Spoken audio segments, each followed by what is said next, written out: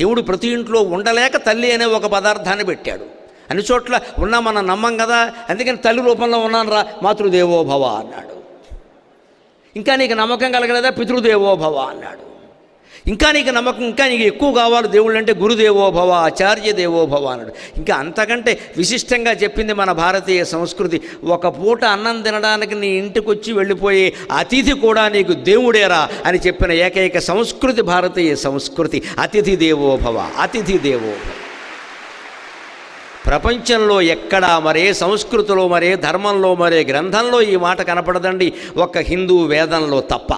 ఓ పూట వచ్చి తిని వెళ్ళిపోయే అతిథి దేవుడు ఏమిటండి? అతిథి మనకేం నేర్పుతాడు అంటే మనకే కాకుండా ఇంకోళ్ళకి పెట్టే గుణం నేర్పుతున్నాడు, త్యాగం నేర్పుతున్నాడు. అందుకని అతిథి కూడా దేవుడే అని చెప్పింది మన సంస్కృతి. ఇంకొకళ్ళకి పెట్టిందే నీకు దక్కుతుంది, నువ్వు తిన్నది నీకు దక్కదు.